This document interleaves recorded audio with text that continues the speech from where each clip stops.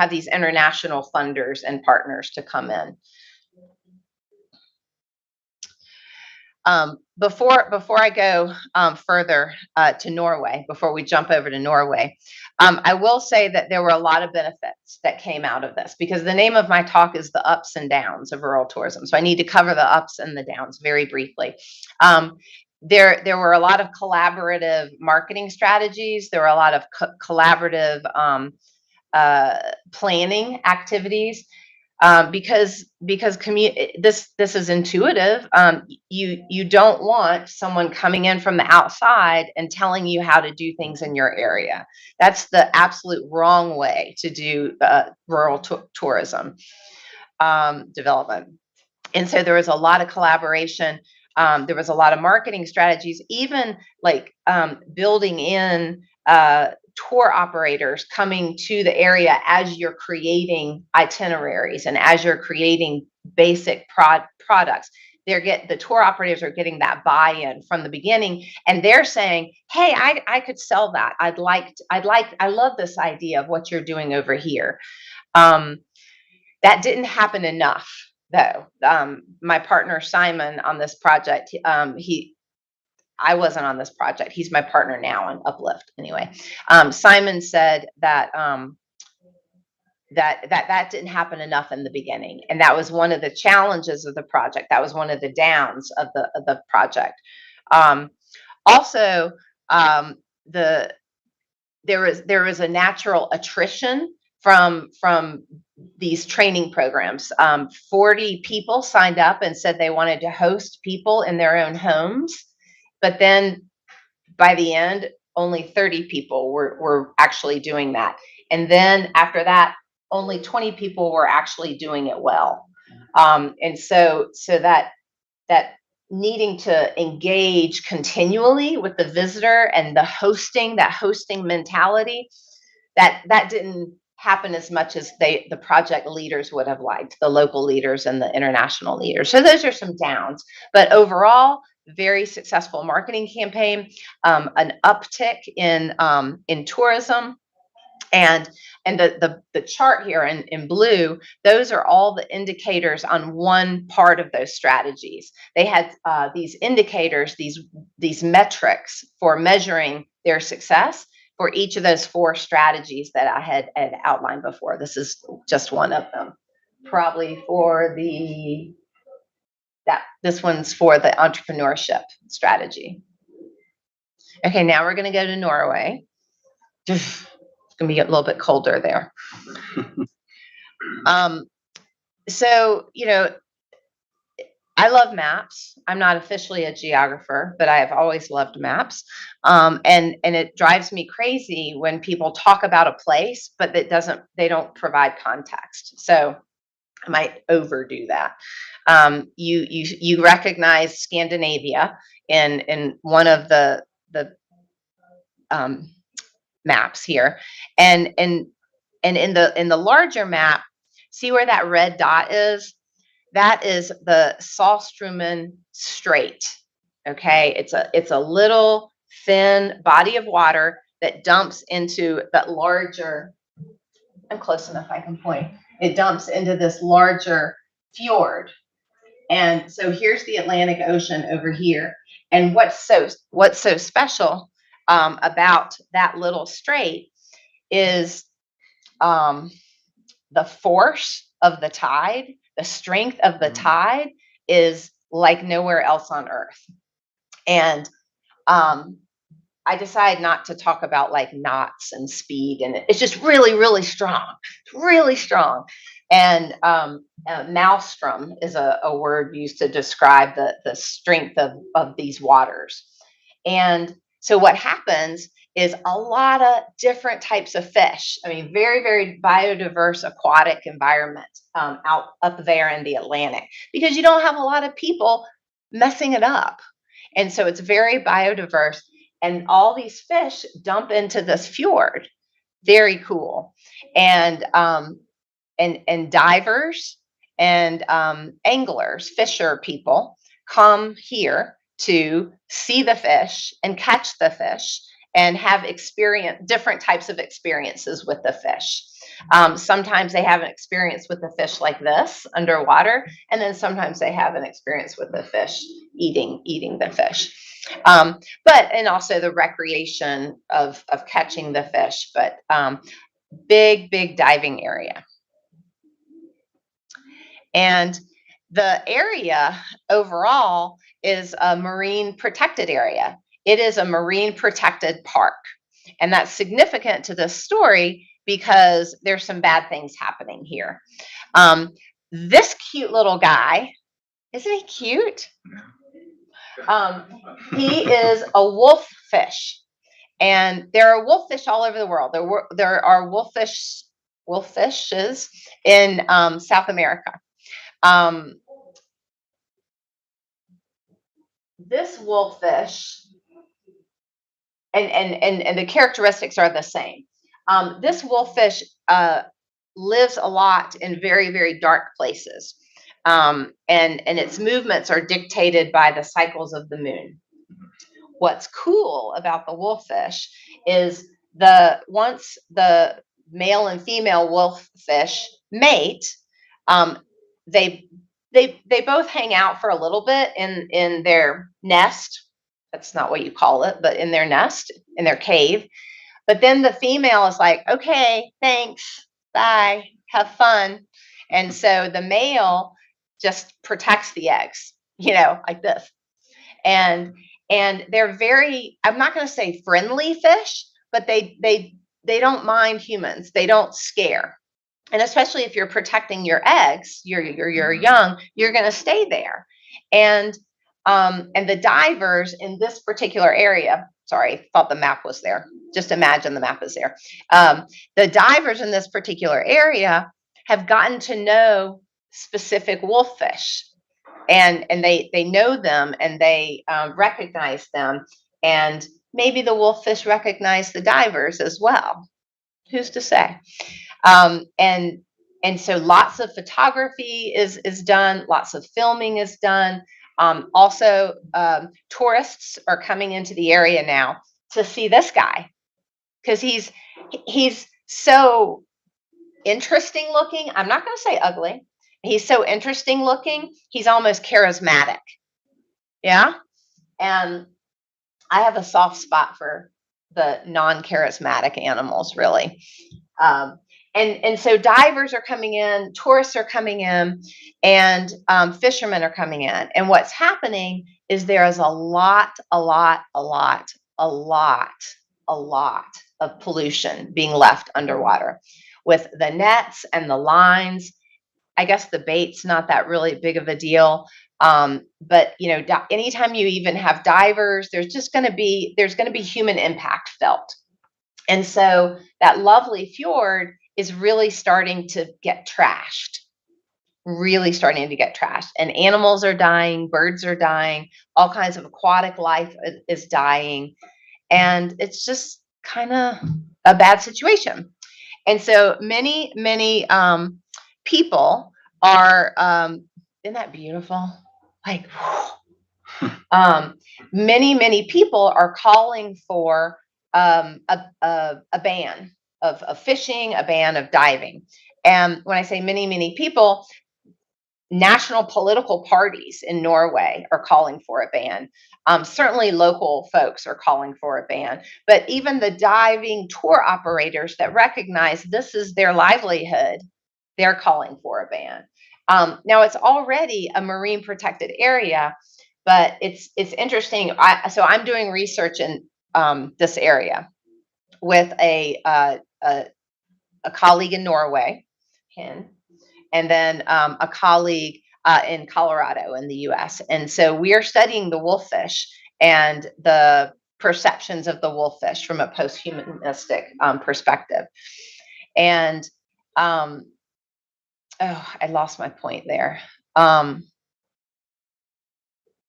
I lost my point. But it is absolutely one of the downs of tourism, because now, new money is coming into the area and has been. Oh, I know what my point was. We're interviewing stakeholders in this area, different, lots of those people I just mentioned. And over and over again, this marine protected area is referred to as a paper park. So it's a park on paper, it's protected on paper, but not really. So that's why these extra, it's a marine protected area, but it doesn't seem very protected. And so there's this ban being called.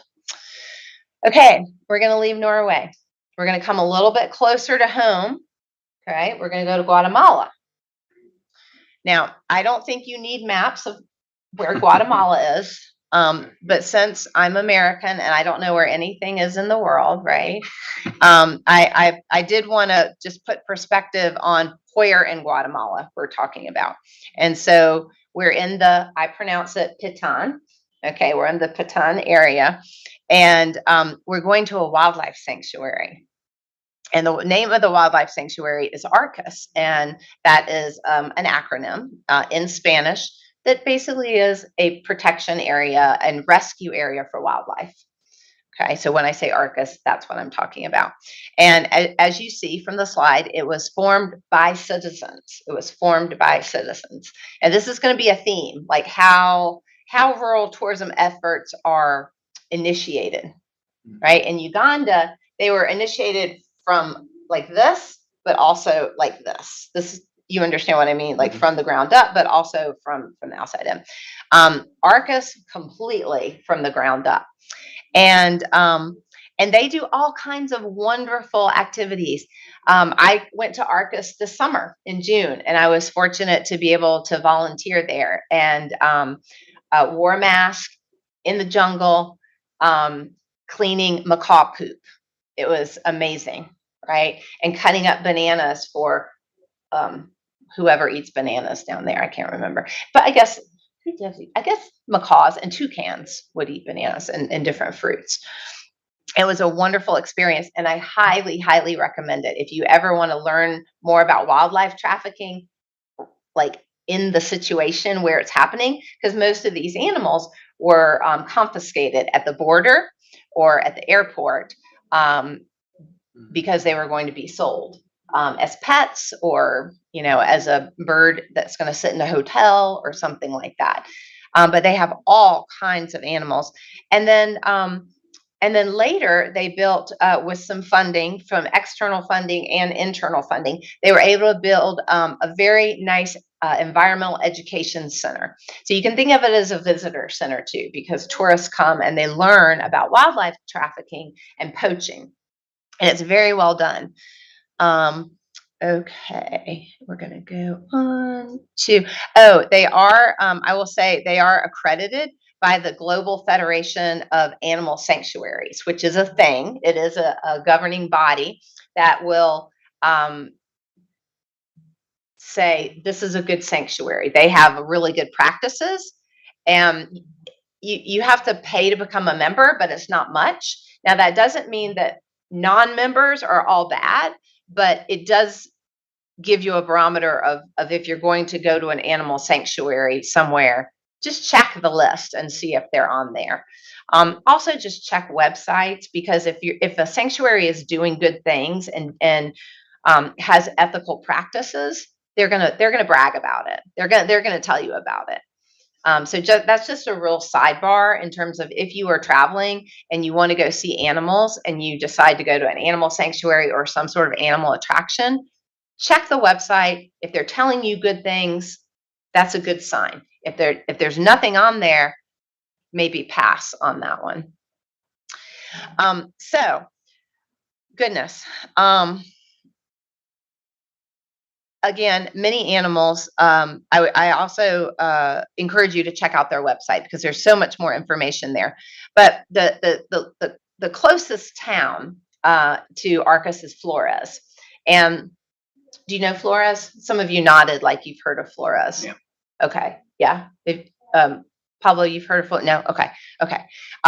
Well, so ARCUS being there has provided tourism-based benefits to Flores and to the region. First of all, employment.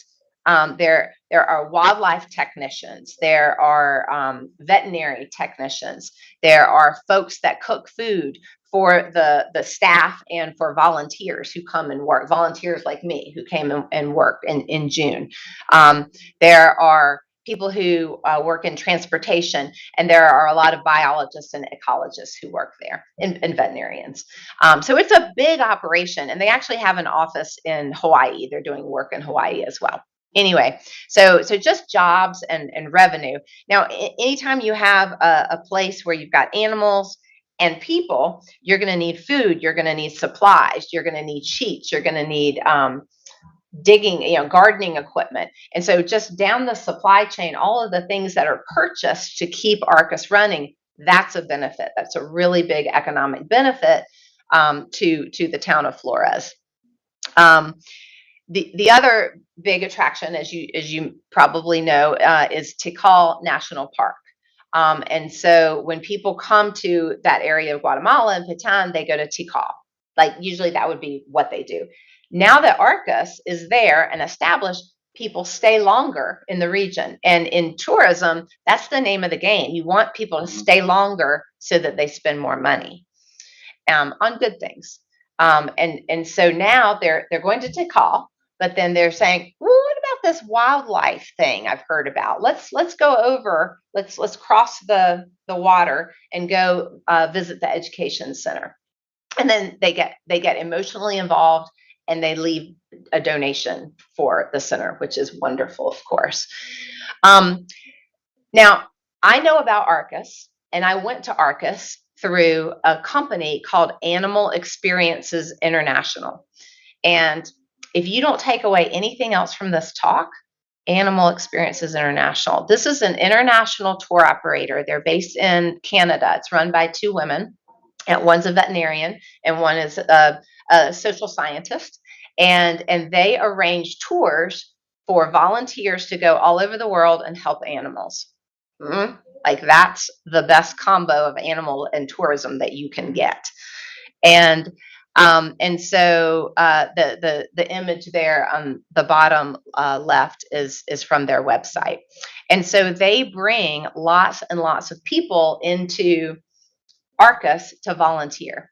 And now being who I am and knowing nothing about wildlife or veterinary care or anything like that, I was like, am I really helping? I mean, come on. I'm like doing this. I know the donation and the financial part is nice, but am I really helping? And I'm like pulling weeds and like taking my machete and, cutting down things and, lots of cleaning. I'm like doing some really good like cleaning. And yeah, that's like, yeah. Okay. And so, but the answer is yes, because if you don't have volunteers doing that really, basic work, then that means the staff has to do it. And so we free up the staff to then do higher order, more skilled labor, like surgeries. And so the volunteer tourism is a really nice kind of lifeblood for Arcus. And then again, they have this very nice educational component where they teach local Guatemalans, visiting Guatemalans, and then visiting international folks about the tourism about wildlife and poaching. Okay, we're going to go to my home state. We're going to go to Appalachia. Now, the term Appalachian, you all are geographers, refers to the Appalachian Mountains, which crosses several states. And so as it happens in North Carolina, it's in the western part of North Carolina, whereas the eastern part of North Carolina is the coast. So I may refer back to like western North Carolina. And here's a map. I'm over explaining, I know, but that's about where North Carolina is. And you can see from the topography map, the topo map, that it's mountainous there. And as geographers, that culture and society springs from the topography. If you live on the coast, you're going to have coastal livelihoods. You're going to have coastal jobs, and you're going to have coastal culture. If you're in the mountains and you have these big ridges dividing communities, well, that's going to shape you as a person. And you're not going to be fishing the same way you would be fishing, on the coast. You're not going to have the same soil to make pots and craft as you would on the coast. You might have reeds and you might do things that way. So this, but I think for me, when I realized, or when I was taught, that where you grow up geographically shapes your livelihoods and who you are in the culture, and that those two things, you cannot pull those apart, that was just very revealing for me. So in this area, Appalachian region in general has historically been poor, very, very poor.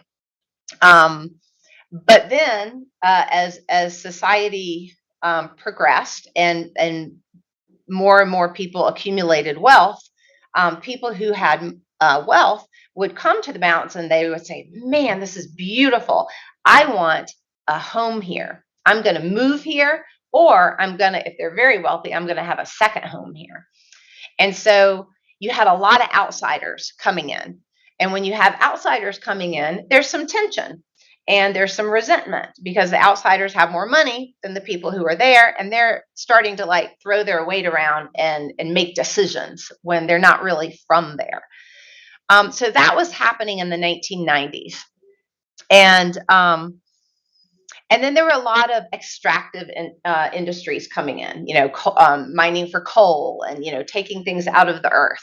And then there were just, it was cheap land at that time. And it's not now, but it was cheap land at that time. And companies would come in and just build a big factory of whatever, building cars or something. And that just seemed like dirty industries. But the people who lived there didn't have the power to do anything about it. Okay, I'm setting the scene. Okay, so in comes a group of people. The leader, I will say, her name was Becky Anderson. And Becky was from the region, okay, important. And Becky, with the help of many other people, kind of said, all right, we need to figure out how to kind of take back control of our destiny, of our region. And so they talked about it and talked about what's really unique here. And they came up with the arts, with it was the culture. And so they focused on craft. They focused on handicraft. And flash forward, Western North Carolina is probably one of the top 3 big craft areas that you go to visit in the United States if you want to see fine handicraft. And so they did 2 things. One, they commissioned my university. I wasn't there at the time, but my university, to do an economic impact of the craft industry across the region. Well, the numbers were in the millions. And that was amazing to a lot of people. People knew there were a lot of crafters, but they didn't realize the direct and indirect economic impact were in the millions. And then they also started going around from town to town saying, tourists like to buy these $50, $100, $500 things. I bet tourists would like to come see the artist where the artist is being inspired. So rather than taking their goods and their art and going down to Charlotte, going from the country to Mexico City to sell, they're bringing the tourists out to where they're creating. And they did that through an old-fashioned guidebook. Okay. And these guidebooks, there's a picture of them there. These guidebooks were made to fit into the glove compartment of a car. Now, I know this sounds super ancient, and it kind of is, but this case study lives on. It lives on. And so I was fortunate enough to work for Handmade in America. That was the group that was spearheading this. That was Becky's organization for 2 years. I was their director of tourism. Now, I came in on it very late in the cycle. But these guidebooks, along with this craft, this economic impact of craft, took the craft industry and just went like this. And so these economic developers and these business people who were going, artists, whatever, that's so silly, isn't that cute? All of a sudden, we're paying attention to the power. It gave them political voice, and that's a big deal. All of a sudden, artists were on sitting at the table making decisions about their community, which was the whole goal. So the first guidebook was published, and not every town, not every artist, and it was literally like drive here, drive here, drive here, drive here. I mean, it was a guidebook. Go to this gallery, go to this studio. But not every town made the book. And that was a really important lesson, because you wouldn't make the book if your town wasn't visitor ready, right? If you didn't have parking, if you didn't have a public bathroom, if it kind of looked, if it looked. And so Becky started getting calls from these different towns saying, well, why isn't Saluda in the book? Well, why isn't, Bryson City in the book? Why did you leave me out? So by leaving them out of the book, it inspired these towns to become better. And so the Small Towns program was born from Handmade in America.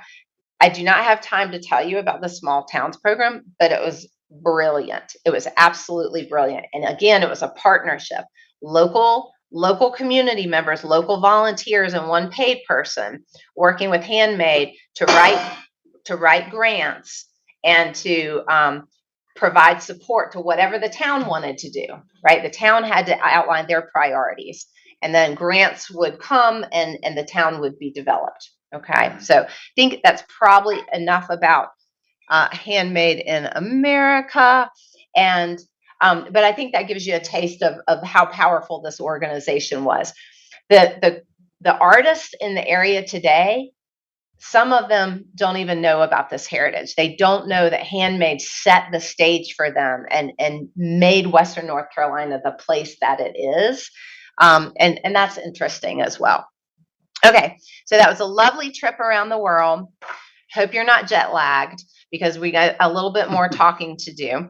I'm going to just talk very briefly about commonalities. And I'm keeping an eye on the time, and I'm going to wrap up here. I'm going to try to wrap up in like 5-ish minutes. Partnerships.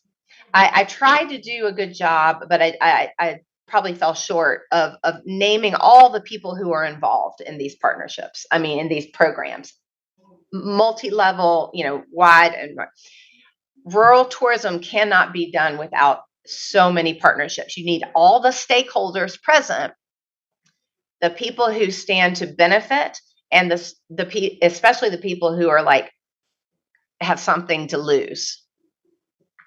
They all have to be present. And in each of these cases, they were. There is an emphasis on these things being community driven and from the ground up and grassroots. They're not going to be 100% pure, grassroots, but if the majority of it can be, even if it's not started that way, even if it can become that way, then that provides success. That's a good avenue towards success. There also, in my opinion, from the observations, there needs to be an emphasis on building capacity. And capacity building is such an awkward phrase. The general public don't really know what it means, but in our business, we use it all the time. Capacity building is building human capacity. It's building skills, confidence, that feeling of like, I can do it, that self-reliance. One of my favorite words is efficacy. It builds self-efficacy. And then because that will provide that sense of local ownership beyond the project. Handmade in America set the stage for Western North Carolina. Some people don't even know they did, but there's still this pride of local ownership in Western North Carolina because of the work they've done.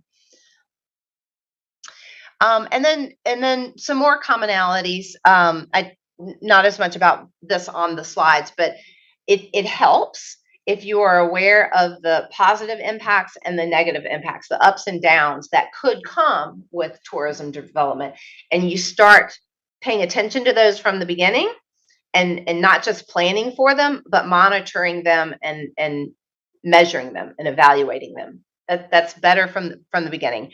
Again, building in those connections with media and marketing from the beginning so that they feel like they're a stakeholder. That's very important. And all of this, going back to partnerships, all of this is built on trust.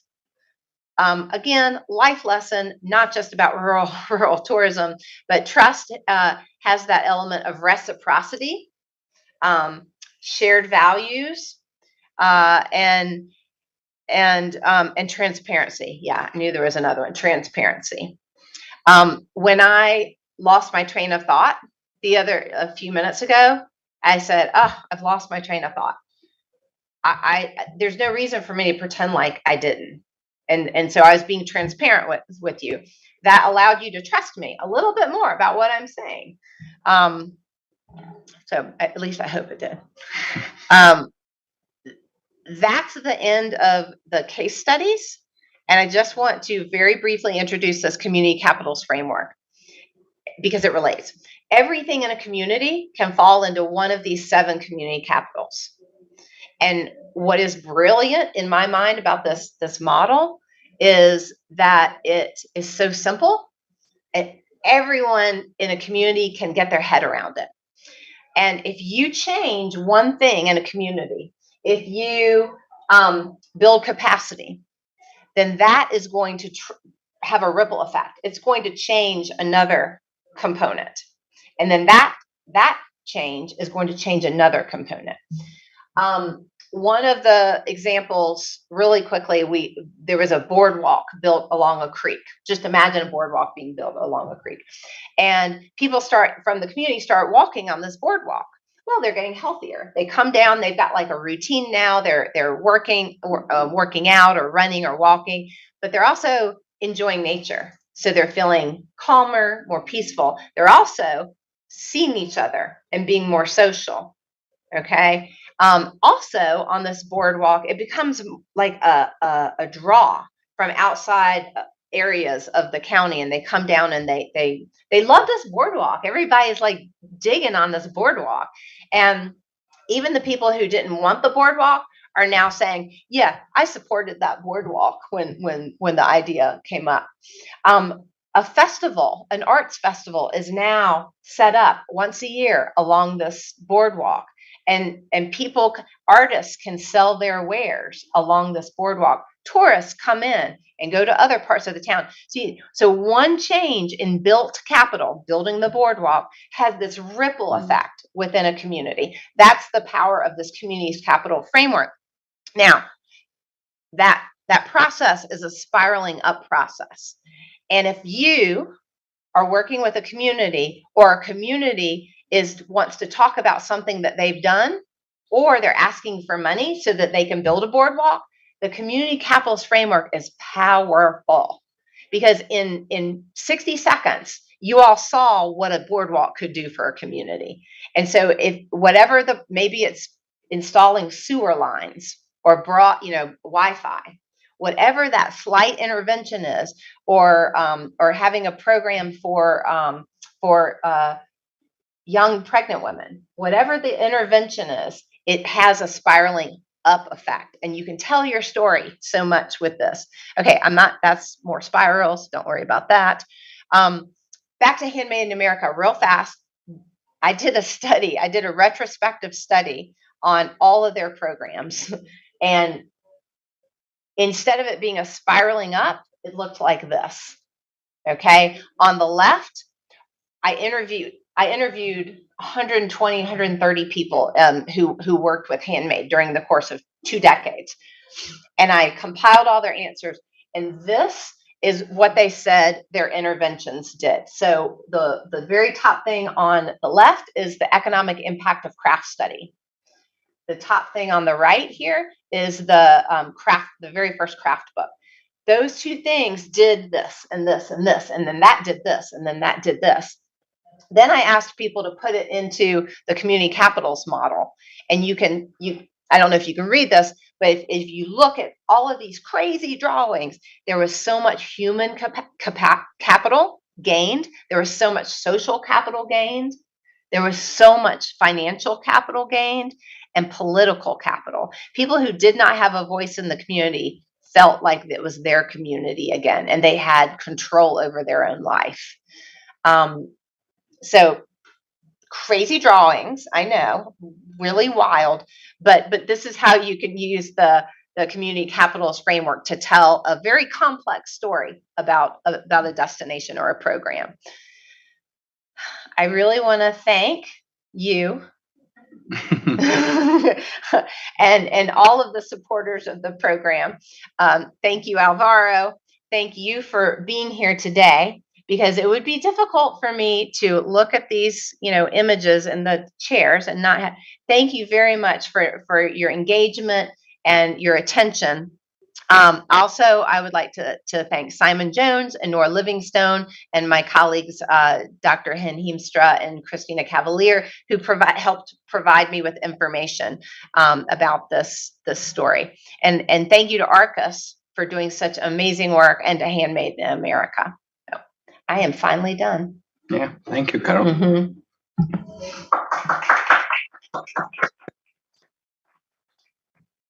Okay, well, that was a really nice presentation.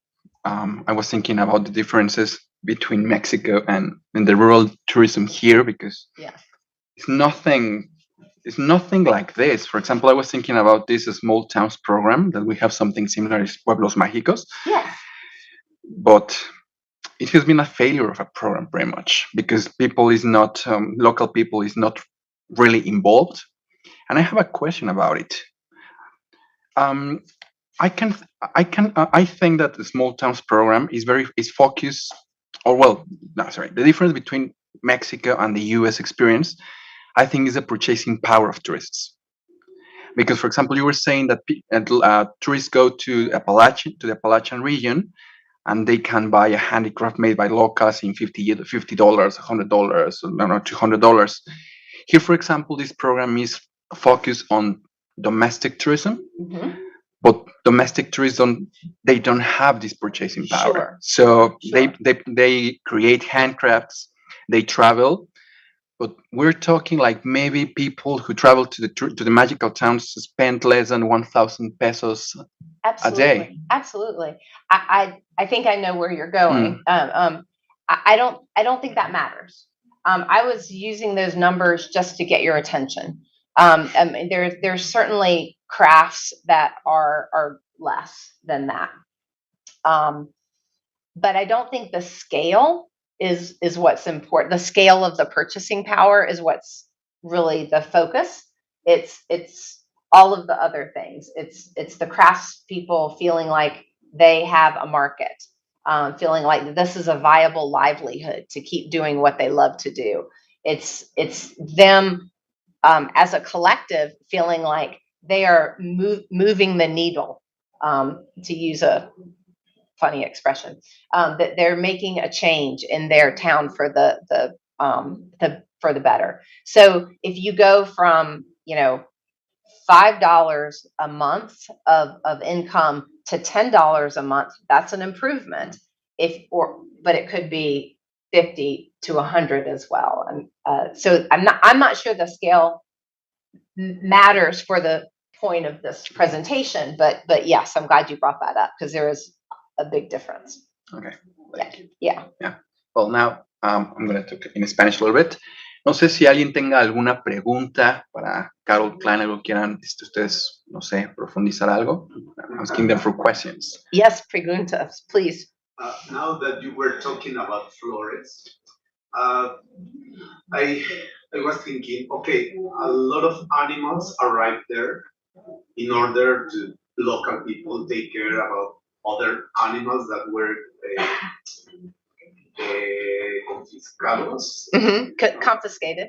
Mm-hmm. In other places. So what happened with the native or endemic species that live there? Because the new animals that arrive there, they will have a better life than if they were bringing to other places. But what happened with the biological relationships with the Sure. native species? Sure. No, that's a wonderful question, and it shows me that I didn't do a very good job explaining.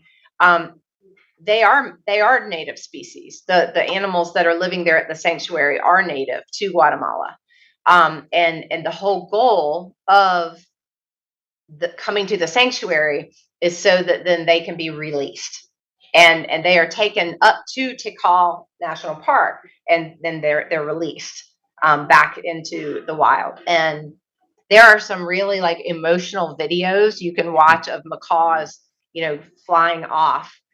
I'm like, um, uh, but as far as I can think of the animals that I saw there and the animals that I've seen, they are all native to Guatemala. They are endemic, and some can't be released. They have a very strict way of caring for the animals with very strict rules. Like as a volunteer, I wasn't allowed to talk to the animals, or engage with them as, so that they learn that humans are good creatures. And then they graduate them up so they're more and more independent.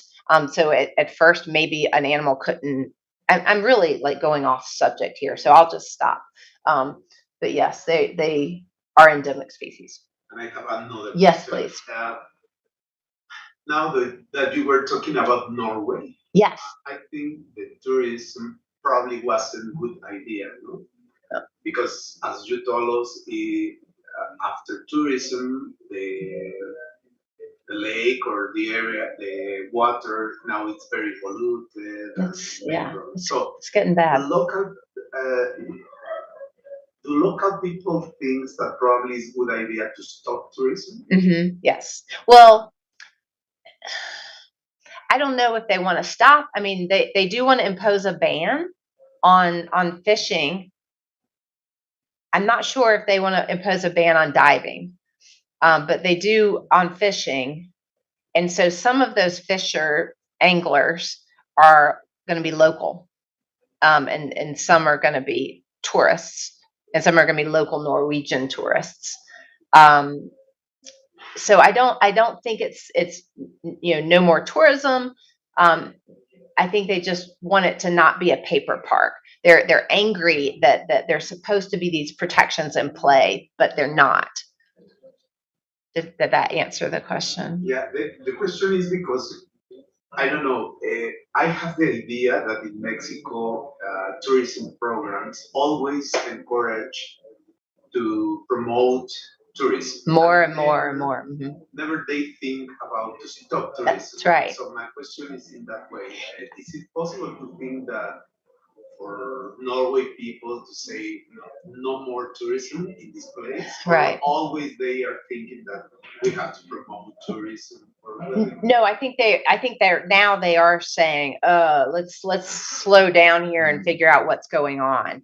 And so when I was talking about the commonalities, it's real. That's why it's really good from the beginning to be think about the worst case scenario. What are some possible bad things that can happen? Yes, we want the money. Yes, we want, the jobs, but at what cost? And to start monitoring those things as you go. And I think here in Norway, Norwegians are very, very smart people. But I think in this case, there must have been some oversight that they didn't maybe they didn't realize that tourism was going to happen so fast, and just the impact was so overwhelming. ¿Alguien más quisiera comentar algo? Puede ser la pregunta en español sin problema, ahorita la traducimos. I will try to do it in English. Okay, thank you, Penelope. Yeah. Well, I was thinking about magical towns also. Yeah. Especially the last case you showed was about North Carolina. Yeah. And I was thinking about exactly what was the difference between one and another. Yeah. I would like to ask you, if I understood properly, in North Carolina, the image that is sold is like the would do this important. Yeah. La parte que se vende, por decirlo así, la parte que se da al turista es más o menos lo que es tal cual Carolina del Norte, ¿no? Y en el caso de los pueblos mágicos me parece que algo más auténtico, exactamente, y me parece que en el caso, por ejemplo, de México con los pueblos mágicos, quizás una de las diferencias más importantes es que se vende una imagen pseudo estandarizada de lo que es lo mexicano. Una representación. Una representación. Performance. Where in Mexico or okay. Yeah, the image sold to tourists in North Carolina is the authenticity of North Carolina. While here in Mexico, what it's sold is like this construction of what is Mexicanity in the rural areas. Interesting. Yeah. Why is that? Maybe because in the very origin of this program, it was thinking for the international tourists to see what Mexican is. Yeah. And I think in North Carolina it's like more authenticity about what North Carolina is for local tourism. I think so. I agree with you. There is a Native American Indian reservation, a pretty famous one, Cherokee, in North Carolina, in this area, in Western North Carolina. And when I was growing up, right, many decades ago, you would go visit Cherokee, and there would be, you would drive into Cherokee as a tourist, and you would see an Indian with a big headdress, right, and feathers, and kind of like from the old Western, movies. And they'd have a tomahawk, and he would be like, waving his tomahawk, and there are big teepees, everywhere. Well, the Cherokee didn't wear headdresses. They don't use tomahawks, and they didn't live in teepees. And so that's what it reminded me of. And so now, like, that was 40, 50 years ago. Now they are doing more authentic heritage. So maybe, in time it can evolve, it can shift. Yeah. But I think the people who live in the magic towns would have to say, come on, let's do this a little more authentically. And it's funny what you were saying about this authenticity, because sometimes this shift that is giving them like another kind of identity, yes, has been imposed from the outside. Exactly. It's not exactly from the inside. We were telling yesterday when we picked you up from the airport about this town we have in Mexico, Paracho. They usually sell guitars, and now these guitars are designed with a cocoa film, for example. Right. So it's like this is, or for example, I'm totally gonna get one. No, I'm not. Or for example, introducing some species into the places because they are giving them another kind of identity. Right. There are 132 magic towns in Mexico. Wow. There are a lot. Wow. Last time they were actually named in 2020. Yeah. So you have 132 semi-rural areas that are trying to compete against each other. They shouldn't compete. They are competing. They should work together. I think there's only one case in whole Mexico where they're working together. Interesting. It's not all of them. Yeah. But they're competing. They are trying to get more and more tourists. So they need to find like this local brand. Yeah. To be in the imaginary or in the imagination of the tourist coming there. So may I comment on that? So I feel like in rural areas, wherever we're talking about, some of the residents don't have a lot of self-confidence about where they live, about what they do. I mean, maybe they do. Maybe they have a lot of community pride. But people leave rural areas to go work in the cities. And people think badly, at least in the United States, about those poor, not so smart rural people. Like there's a stigma. And sometimes the rural people themselves start believing that stigma about themselves. That's what I'm thinking. That's where I'm going with this. So maybe there's not the confidence, the self-confidence to sort of stand up and say, that's not who we are, but who we are is even better. Who we are is actually better than this amplified version of ourselves. That's my first comment. Okay. Like, why isn't that happening? Maybe it's a self-confidence issue. I don't know. Yeah, maybe because this program was imposed by the government. Yeah. Well, I'm a psychology major, so I'm always going to think that it's going to come back to psychology. But yes, and maybe it's we need to do this. About the competition. So Handmade addressed this as well. Handmade addressed the competition because that's also a very human psychological thing. And so Handmade would bring together the small towns once a year and have what they called a cluster meeting. And during the cluster meeting, each town got to brag about their successes from the year. So it was a little bit of that like confident, like competing, but it was more communal. And because as I tell about my success, I'm going to have to tell you about like problems I had to overcome that and how I figured stuff out, how I worked out a problem, how our community worked out a problem. And so then your community hearing that, you're like, yeah, we did too. And we start trading ideas. And so I hate to hear that there is that competition, but I'm glad there are models out there on how to turn that competition into collaboration and learning from one another. It's peer mentoring, I think is the term. Learning from your peers. Oh, that's interesting. I don't think that this program has been reviewed with this perspective. Okay. Yeah, that's good. I don't know. ¿Alguien más? Returning to the topic of the animals. Yes. For example, Yes, Gabby, let's do. In the local town of my grandmother, there is a program from the government for firefly fighting. It's supposed to be to fight against the trafficking of natural resources, principally like wood. They go to the forest. Yep. And also for stopping what you call that is gas trafficking. But the problem is that they like accept and they like make people like local people to study about like the like biologically how fireflies, the necessities, how to get treated correctly. But the bad part about this is that it gets like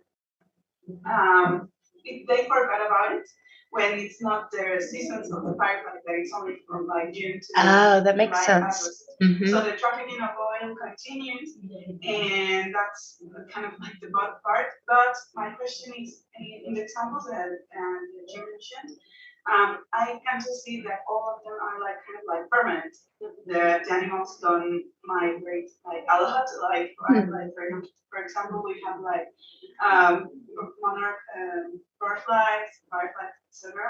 So in those cases, what would be your recommendations for like partnerships or something for to keep those areas protected when it's not the season? Yeah. What a wonderful question. So I didn't mention migratory animal tourism. Well, that's a good migratory animal tourism. We need to write a paper on that. Okay. But we have it.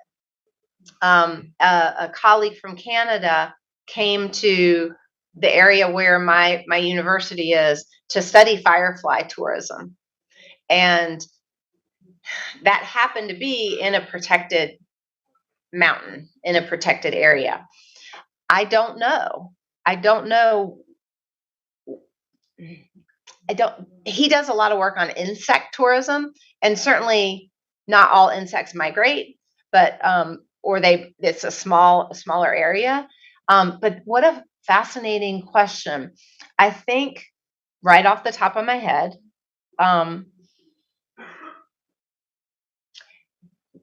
it seems like there would need to be some educational efforts in the off season that would not necessarily say, now remember, not like chastising, but just what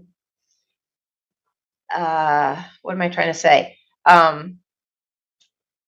Reminding local stakeholders of the benefits that come from tourism, and that if the tourists are going to stop coming, if the resource isn't there. Now, in that, to make it not sound like, now remember, it could be a discussion of what do the tourists do that you don't like? What can we do to make this better for the community? I mean, it could be discussions like that would remind the local population of that the tourists are coming back. So how can we make it better for the community? How can we leverage? How can we take advantage of the tourists better? Can we ask for more donations towards firefly conservation? I'm totally making this up right now. But that would be, if I were presented with that problem and I had to make a decision, I think I would just have more community discussions in the off season about how to make this type of tourism better for the community, and that would remind them of it. And you had a question? Hi. First, thanks for showing about the overview about the tourists. Because in Mexico, I think it's about the debate about the impact negative. Negative impact is more huge positive, because the ideas about the government through the public, so it's more that the community. It's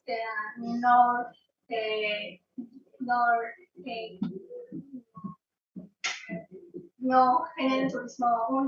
It's about the local development, about local. So if this permanent, it's interesting for the tourists in Mexico to compare about the comparative, the some case success.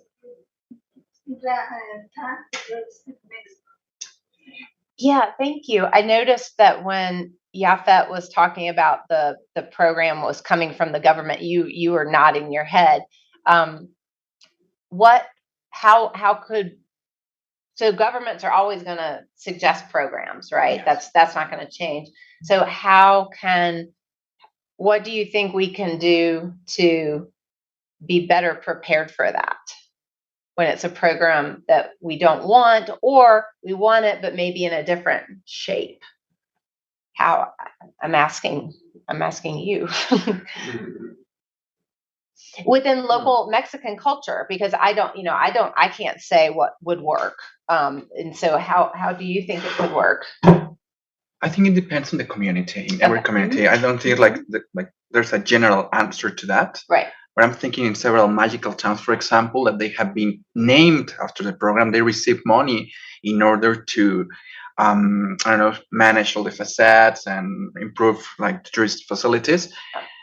But there are some cases where people actually don't want to be part of this program. I was reading about Cisal.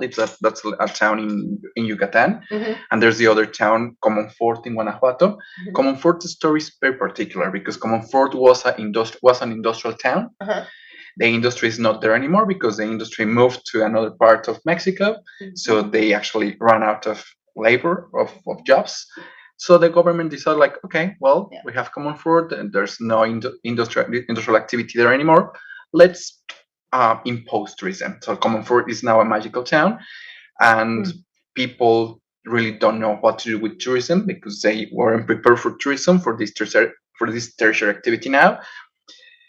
And it's funny because what I was reading about Comonfort is they are actually trying to promote tourism with the industrial parks there. Yeah, that's great. But it doesn't fit what the program is looking. Oh. So they're actually planning to, as I told you, start tourism with the industries. Yeah.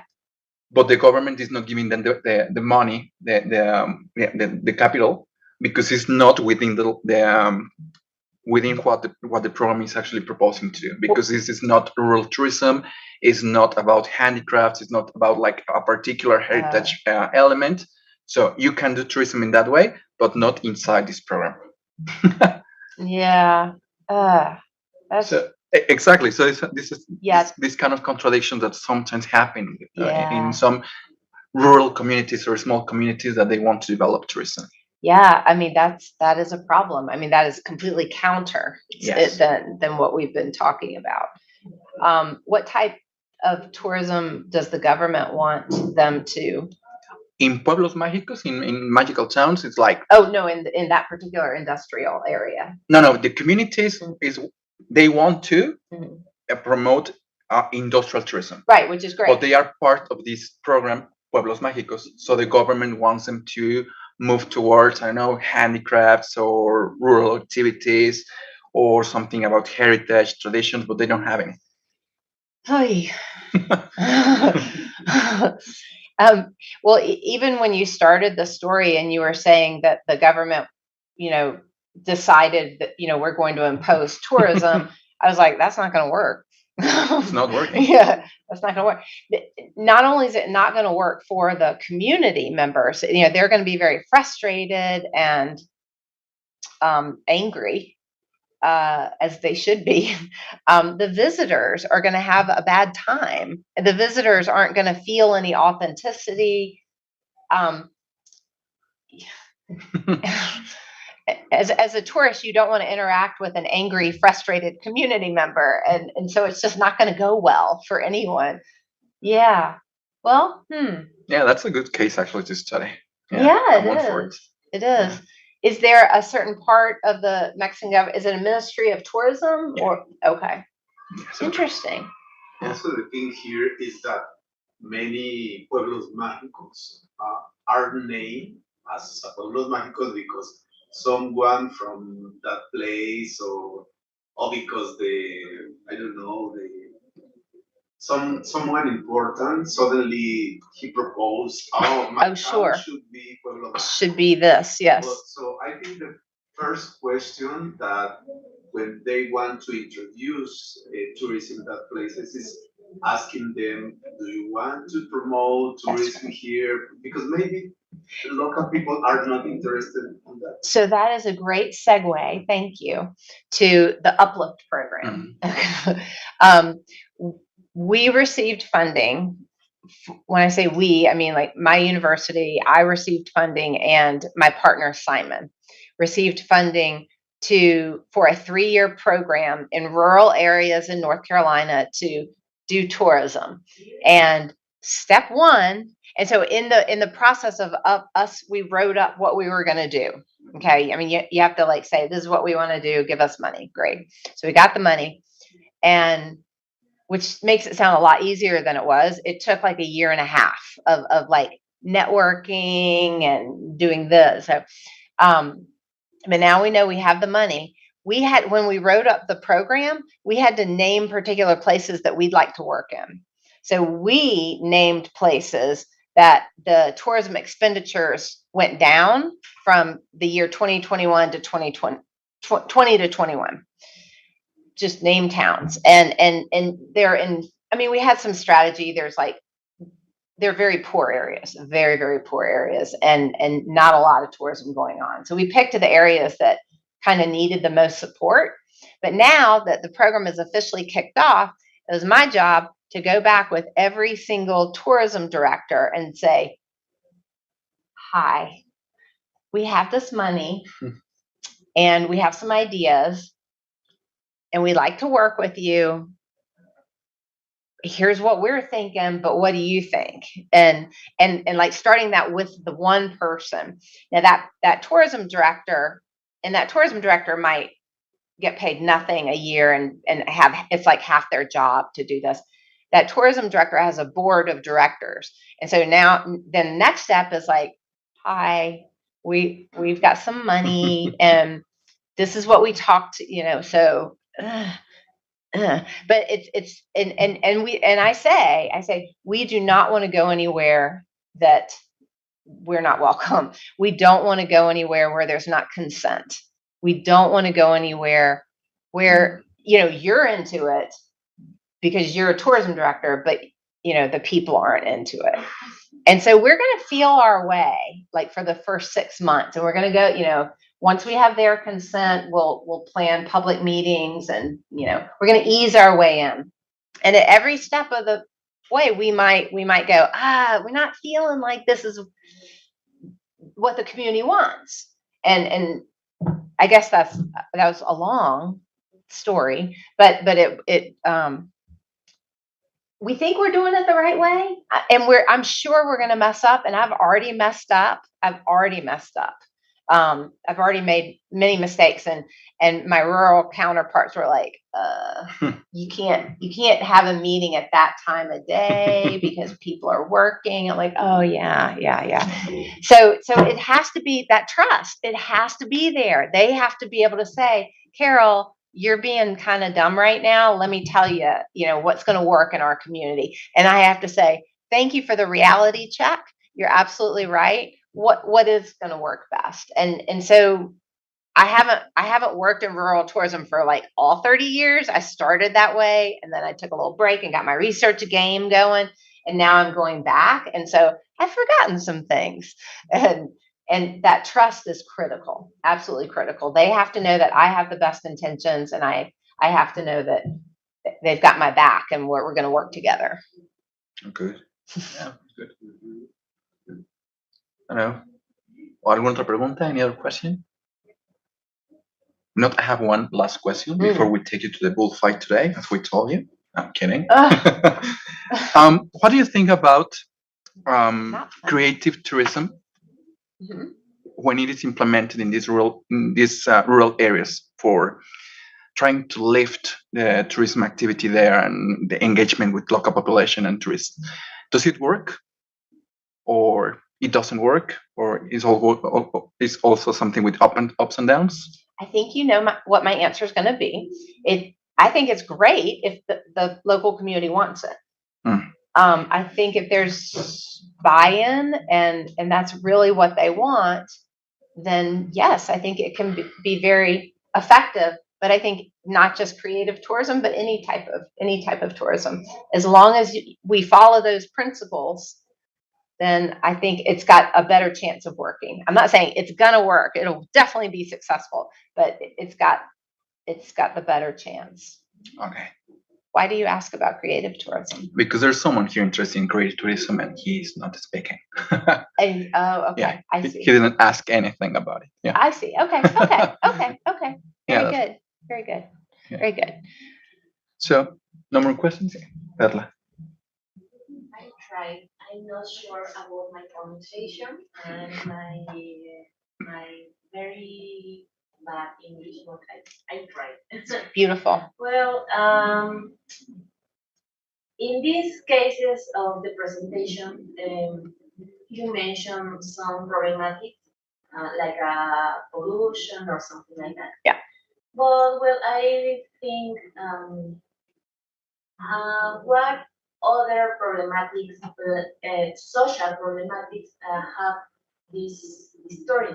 Wonderful. Because, for example, in Mexico, the tourists have a lot of problematics because, in general, the tourists wants things very specific. For example, drugs, or for example, beers, or puffs, or I don't know, something like that. Sure. And the local persons maybe doesn't want this. Sure. I with this, well, in Puebla, Zacapaxla, for example, have a tourist boat, maybe with the traffic of animals, and maybe with the traffic of, I don't remember what's the word for, fossils. Yes, artifacts. Something like that. And well, in Pueblos Mágicos, like a narco traffic. Yeah. I don't know. In these cases, I don't know what I say. Pasa. Does it happen? Happen? Yes. It happens. Yes. I have a lot to say. Thank you for that. And first of all, thank you all for speaking in English to me. I don't speak Spanish. I can understand a little bit, and so please don't apologize, because I'm the one who is apologetic and embarrassed because I can't speak your language. Let's just say that. Let's start there. So thank you. Yeah, and you made it interesting. Before I address your comment / question, you made an interesting observation that if you're trafficking wildlife, the routes that you use to take this illegal, object, whether it's a human trafficking, wildlife trafficking, artifact trafficking, guns trafficking, and drug trafficking, they can be the same routes through. So that you just made a very interesting observation there, and I wanted to call attention to that. Drugs, also very interesting.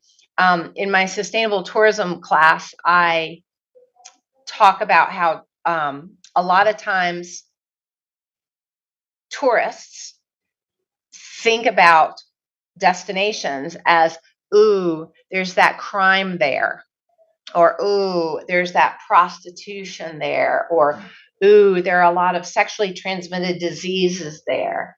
Well, it's the tourists bringing that in, and what's a shame is sometimes the destination gets blamed for it, right?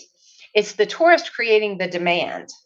And I'm glad to hear you say that sometimes communities are like, we don't want to rise to meet your demand. That's wonderful. We don't want to supply that demand. But then sometimes it does, the market does rise to meet that demand, but the fallout, the social impact falls out on the community, because people are like, ooh, that's that drug-ridden area. That's that area that's got all that crime. So yes, there are a lot of social impacts that you mentioned. Another social impact that we didn't talk about is Flores is now becoming gentrified. And gentrification is talked about in a negative way, typically, which I'm not against that.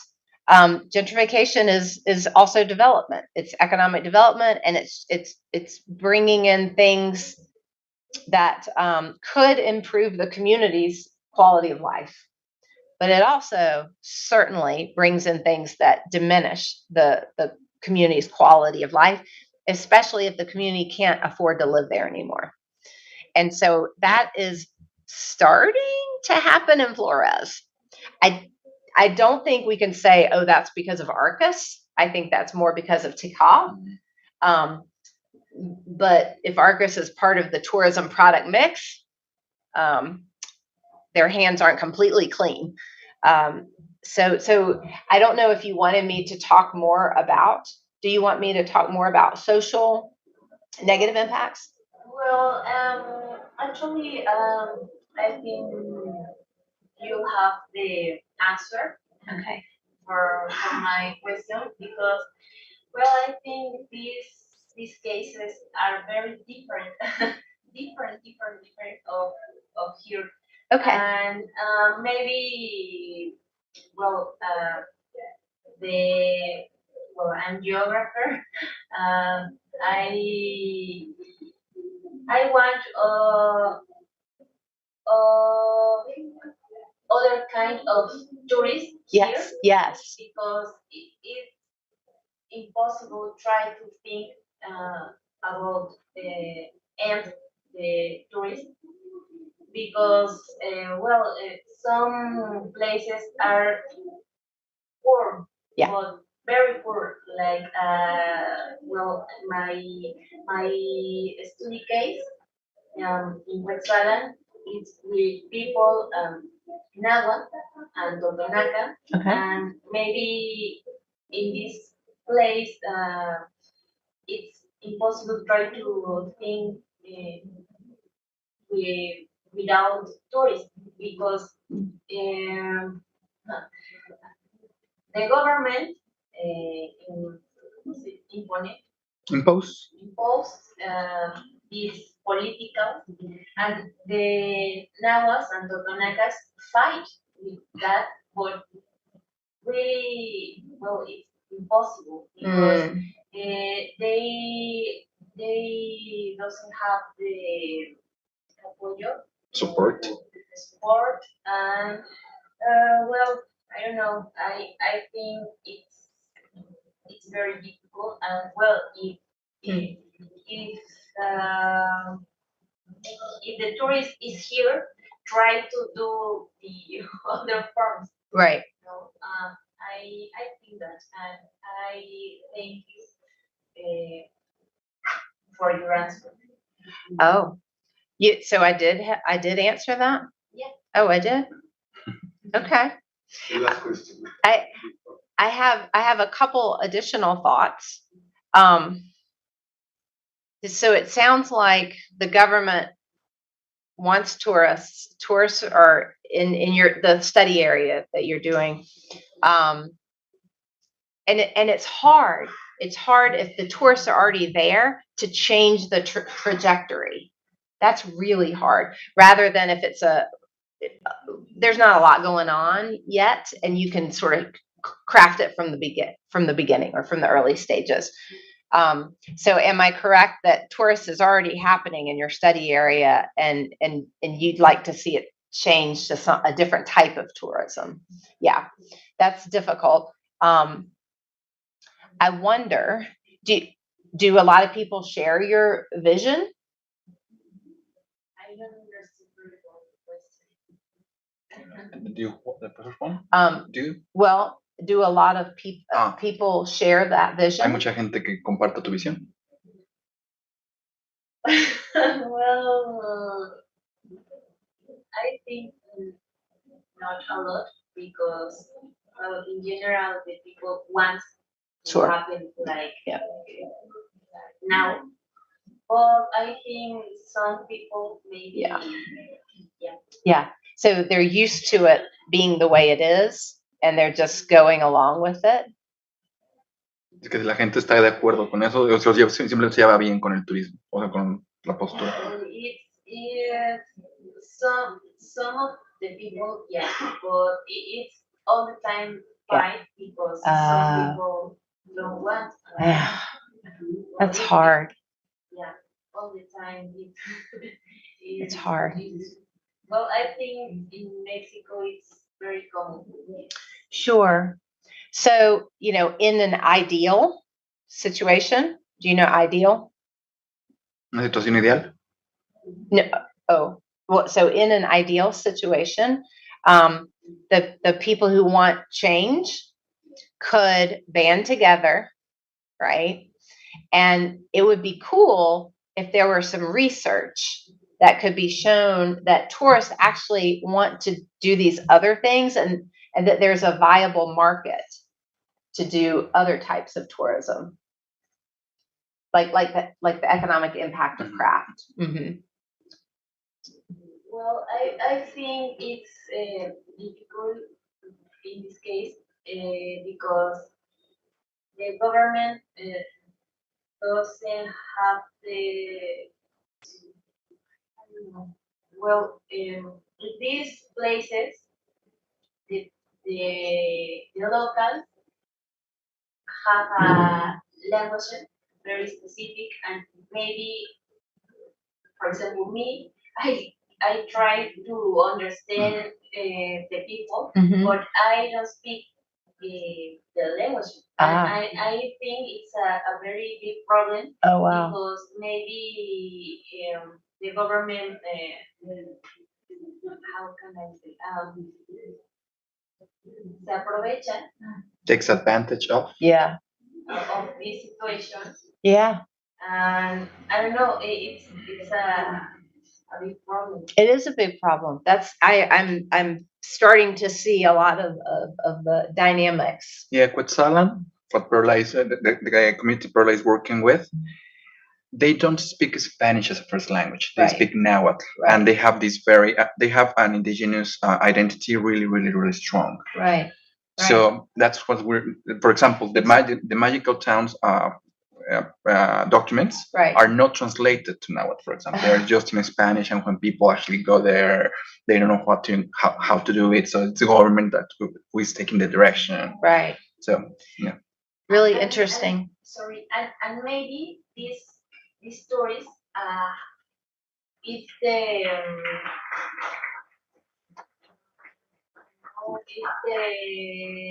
causante. Sí. ¿Causante de qué? Of the loss of the language. Because it's causing those languages. Se forzan. They are forced to speak Spanish. Sure. Yeah. Sure. And it's a really, really big problem because the tourist is not friendly with the language. Right. And I think they lost a lot of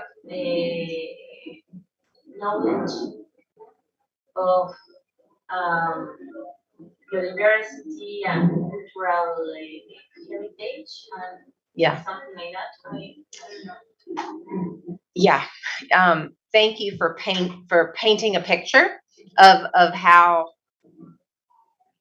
difficult that situation is. As you have said, tourism really can cause a lot of damage to a community. And it sounds like a very difficult situation. If we were writing like a textbook, I could envision like a way out, right? An ideal. What is the Spanish word for ideal? Ideal. Ideal. So like an idealistic, all right, way out, but it would be very, very difficult, right? There is a path, but it's so hard to get all the players aligned, and you would need money and power, and it would take all these things to line up. And I'm sorry that it's like that. Yeah. And it would, in this case, I think it would take, certainly a lot of local action and activity, but I think one of the benefits of having an outside influence is it can get the attention of the government. It can get the attention for some reason. People who come from the outside, there's that joke, it's like a consultant is someone from the outside carrying a briefcase. Mm-hmm. I mean, it's like, oh, they must know what they're talking about.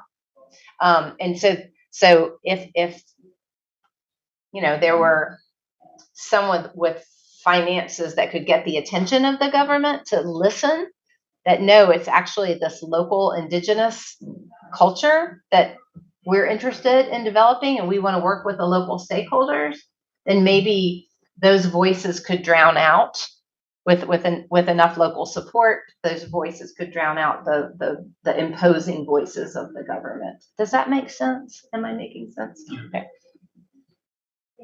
Thank you. Álvaro, well, only one I want to tell you that tourism in Mexico was produces as a strategy in order to get money from the tourists, sure. But especially from the foreigners. Yes. So the politics are related with the idea that, well, that was the beginning. After that, tourism has growing, and now we are very dependent on the tourism. Yeah. So the problem is that the government feels that we must encourage the tourism in all places. No? So I think nowadays the problem is that people have people in general do not talk in their communities if what kind of tourism they want. It's like an imposition. Right. So I think that is one of the main problems. Yeah. So I think nowadays government is trying with the new federal government. Yeah. They are trying to change that vision. So, but actually it's very new, like new vision, probably sustainable tourism, but very anthropocentric perspective. Sure. That's another battle to fight. Yeah. Sure. But I think, in my point of view, that is probably one of the main problems. Yeah. The imposition of tourism, and people are not. And that's part of the culture. That's just an inherent part of the culture now that tourism comes from the outside. Yeah, that's too bad. That is really. And you don't even think, and you alluded to this, that you don't even think about it being any other way because you're just so used to it being like that. Exactly. And it's very different from the examples that we were talking about in USA. Well, I mean, in USA, Uganda or those. Oh, well, believe me, and I mean, this was a short. I could only tell you a little bit about Uganda and a little bit about, but there are the Guatemalan example was probably also very, very positive, but the one in Norway and in Uganda, there are problems. I mean, there certainly. One solution is all of you in this room go work for the Ministry of Tourism. That is the solution. Yes. In my class, in my tourism class, we do this grid exercise, and my students just roll their eyes when I talk about the grid. But each column represents the major categories of impacts that tourism has on a community. And you've got economic, sociocultural, and environmental. And then you've got positive impacts and negative impacts. And that's where I come up with, we want to maximize these and minimize these. And in each of these blocks, there can be like 10 very specific impacts. So once you all are in your regional and national positions in tourism and you're developing tourism, don't forget the grid. Okay, use that as a model, as well as the community's capitals framework. Okay, all right, cool. Okay, Carol, thank you very much for your first presentation in Mexico. Well, in the Institute of Social Sciences. Thank you. Let's hope there's a second. Oh, and a third. And a third. Yeah. Why are we stopping at 2? Yeah. Yeah. Excellent. Okay. Thank you all so much for being so engaging and for speaking to me in English and for listening in English. Thank you so much for being here. It was really lovely to see you all and talk with you. Y bueno. Pues muchísimas gracias por haber venido, sí, por las preguntas. Espero que les haya gustado la participación de Carol. Allá en casa, que están viendo de manera virtual, también muchísimas gracias por conectarse. Y pues les esperamos en una siguiente conferencia más adelante. Que tengan buen día.